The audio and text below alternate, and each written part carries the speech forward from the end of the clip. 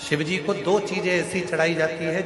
जब व्यक्ति की ग्रह दशा बेकार चलती है, जब व्यक्ति को यश नहीं मिलता है, जब व्यक्ति को सम्मान नहीं मिलता है, व्यक्ति एक ही जगह अटक कर रह जाता है, उसको सफलता नहीं मिलती है, जब व्यक्ति को बार बार अपयश मिलता है, जब व्यक्ति को बार बार टेंशन आता है, वो डिप्रेशन में पड़ा रहता है, चिंता में पड़ा रहता है, तो शिव जी को केवल दो चीजें ऐसी चढ़ती है जो हमारे भीतर के क्लेशों को, अशांति को, दुख को, तकलीफ को, कष्ट को हमारे भीतर से निकालता है। एक है धतूरा और दूसरे नंबर पर है समी का पत्र। एक धतूरा और दूसरे नंबर पर समी का पत्र। ये जो समी का पत्र होता है, समी का जो पत्ता होता है, इस पत्र में इतनी प्रबलता होती है समी के अंदर कि जैसे कहते हैं समी की जो लकड़ी होती है, अगर वो आगी में डाली जाती है तो वो समी की लकड़ी आगी में लंबे समय तक चलती है,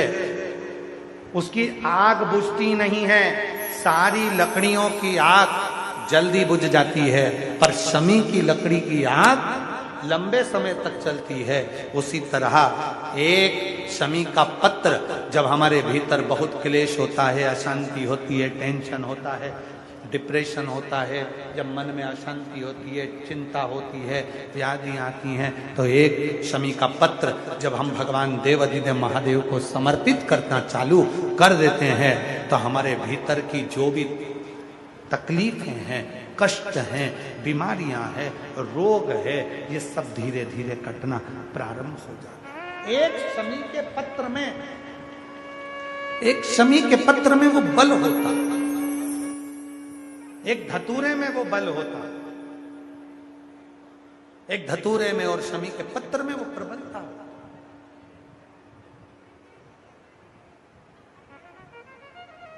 धतूरे को भी तीन तरह से चढ़ाया जाता है। जब घर में बहुत क्लेश होता है, अशांति होती है, तो धतूरे को चढ़ाने के बाद शिव जी पे जल चढ़ाया जाता है। जब कोई घर में बड़ी बीमारी आ जाती है और डॉक्टर ने कह दिया कि इसकी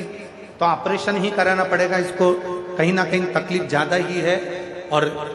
ऐसा लग रहा है कि बहुत तकलीफ में जाएगी ये बीमारी, उस समय पर धतूरे में लाल चंदन और पीला चंदन लगाकर शिव जी को चढ़ाया जाता है। और तीसरे नंबर पर जब घर के लोग सब अलग अलग दिशा में जाने लगे, ना ये हमारी सुने ना वो हमारी सुने, सब अलग अलग दिशा में भाग रहे हैं, तब धतूरे के साथ 5 काली तिल को